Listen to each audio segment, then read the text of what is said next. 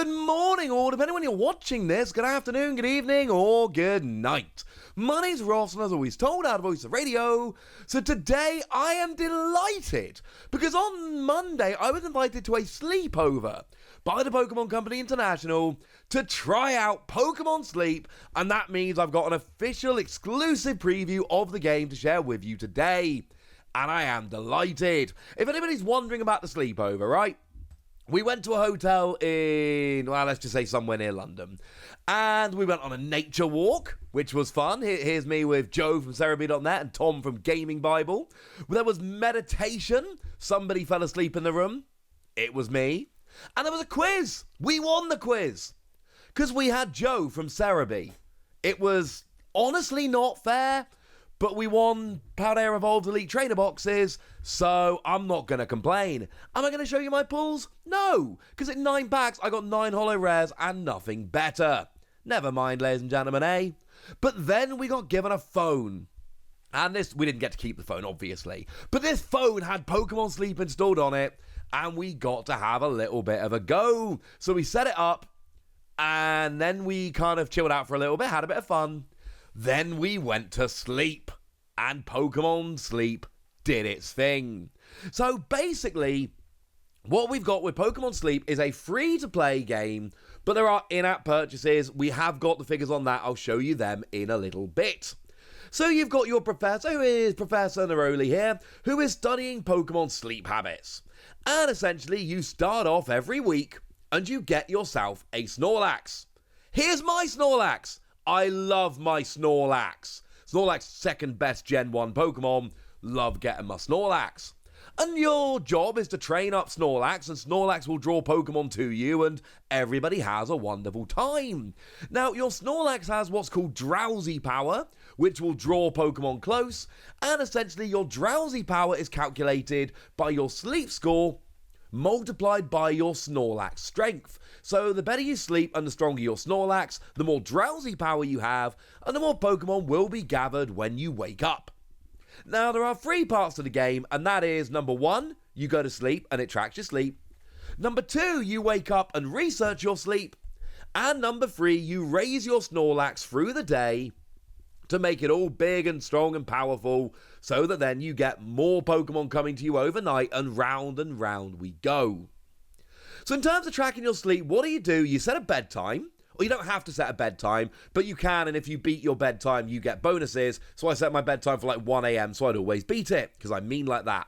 You then just literally click start, you put your phone face down on the bed, and then you go to sleep. Now, you do have the option of using a Pokemon Go Plus. Here's a picture of it next to a phone. Unfortunately, we didn't get to use these, but you don't get the full experience of actually seeing the app and setting it all up using Pokemon Go Plus. Believe me, I've got one on pre-order, and I will be using it when the app launches properly. Because it makes little noises. It's got Pikachu inside that makes noises. And there is Nightcap Pikachu, who will come into your game if you link the Pokemon Go Plus to it, which is kind of awesome. So then you wake up in the morning and you can check your stats. Now, I was taking these pictures, I was photographing them off my phone when I'd literally woken up. The lighting gets better, forgive this first one. My sleep score was 65. I slept for 5 hours and 34 minutes. But I did have what the game said was unusually long, heavy sleep. Check out my sleep graph. Couple little bumps early, and then I am dead to the world. Although it did take me 21 minutes to fall asleep, which I can assure you that's way longer than normal, but I did fall asleep in the guided meditation, so maybe that helps to explain it. I don't know. But then Pokemon appear. Now, for me, the Pokemon I got when I woke up in the morning, there was a Larvitar, there was a Magnemite, and there was Doduo. Although you also get, it seemed to be, everybody got one of the first partner Gen 1 Pokemon when they woke up. For me, it was Squirtle. Squirtle's my boy. Now, I had what's called slumbering sleep. There are 3 different types of sleep. They are dozing, I got 0%, snoozing, 8%, slumbering, 92%. When I went, ladies and gentlemen, I was gone. But that determines the kind of Pokemon that do turn up, and you can kind of hang out with in the morning. Now, as well as Pokemon just appearing, they appear with certain types of sleep. So you can see my Squirtle here had sheltered sleep, which is very cool, and then that goes into your sleep decks. Whereas my Doduo had lazy lookout sleep, and my Larvitar had stretching sleep. And you can see here all of the types of sleep that I found. There were 5 different. There were 2 Doduo, one with lookout sleep, one with lazy lookout sleep. And all 5 of those types of sleep went into my sleep decks. But not all of the Pokemon stayed around. Because you've got your biscuits. I had a biscuit. I gave it to Squirtle. Squirtle was all like, yo, boy, let's do this. I'm going to be your friend now. I'm going to help you raise that Snorlax. Squirtle stayed around as my partner. The others didn't. But they're still in your sleep decks, but they weren't hanging around on the island. Hanging around on the island, I had my Pikachu that I started with, and then I had my Squirtle who I fed biscuits to and made my friend. Which is fine by me.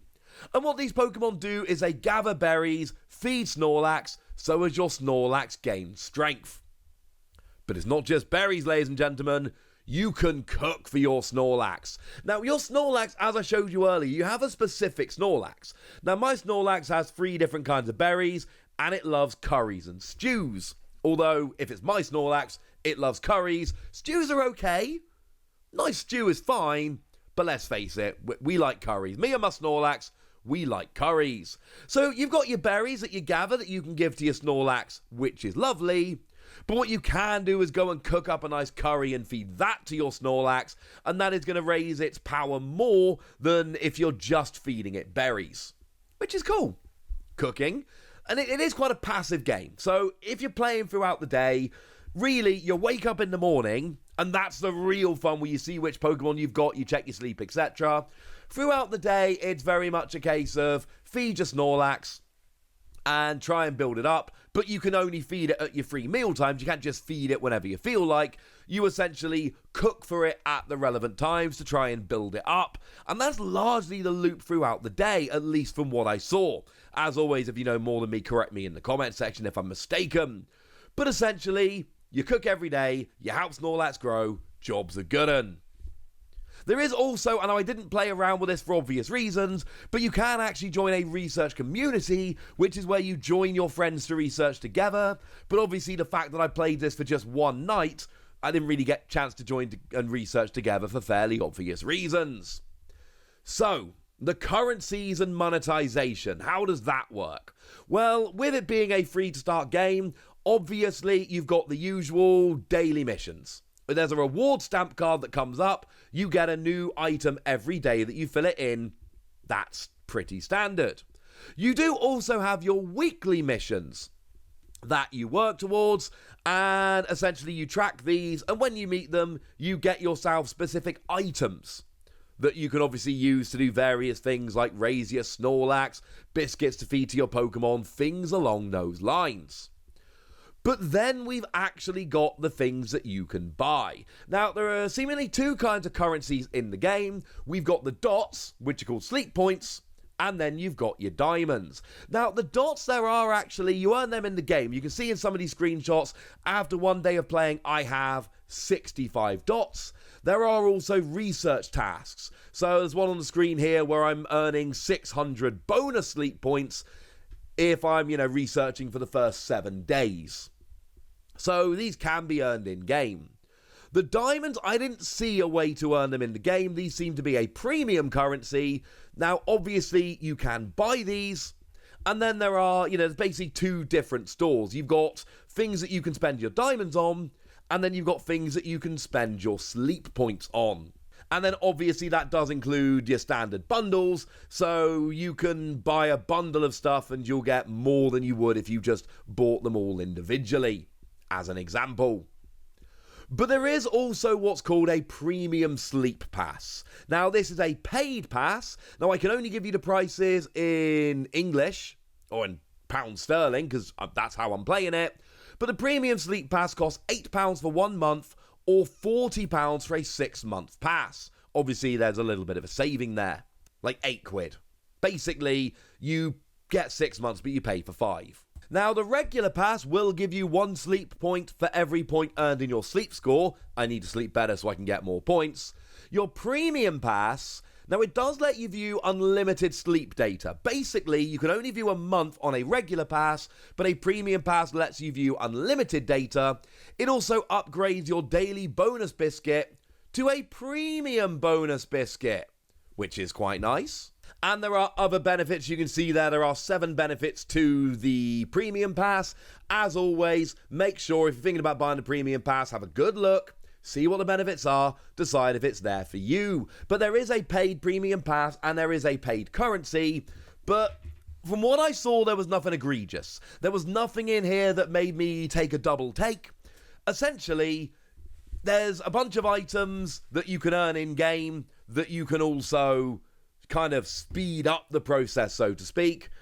But there was nothing that I saw that was actually taken away by not paying for the game. Again, I only played one day. Please, please, please bear that in mind. Now, I'm not going to show you all of the items here. We'd be here for a very long time. But I do just want to point out there are evolution items here. There are a bunch of evolution items that are available for purchase in the game. You know, you've got your water stone and your leaf stone and all of that. That's lovely. But then you've also got stuff like a linking cord. It's for the Pokemon that are going to evolve when you had to trade them back in the Game Boy game, I imagine. King's Rock, Shiny Stone, Moonstone, Ice Stone. All these ones are getting interesting, ladies and gentlemen.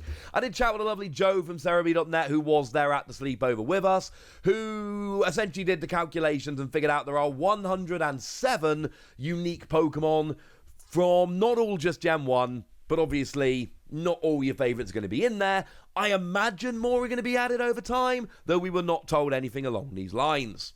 So there we go. For what it's worth, I really enjoyed Pokémon Sleep. Oh, I didn't get to play with it anywhere near as much as I wanted. I played enough to make me very excited for when it launched. I really enjoyed seeing what Pokemon were there in the morning. I really enjoyed the whole sleep tracking thing. I love me some Snorlax. It seems cool. The monetization seems in line with other games. There's nothing egregious that I was able to find.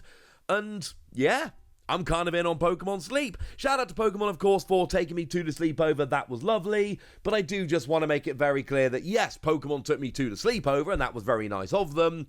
This is my honest opinion of the game, because it was very nice of Pokemon to take me to a sleepover. But I kind of pride myself on being honest here. I genuinely did like Pokemon Sleep. It seemed cool. Right, there we go, ladies and gentlemen. That's what you need to know, and now it's over to you guys. Are you excited for Pokemon Sleep? Tell me all your thoughts in the comment section. Go nuts! Be nice! And then make sure you like this video, subscribe to this channel, follow me on Twitter at the Wasi. That's where we talk about Pokemon and, well, all kinds of fun things. And the most important thing, as always, look after yourself till next time. Get enough sleep. Thank you very much for watching. My name's Ross, and you've been watching PTCG Radio.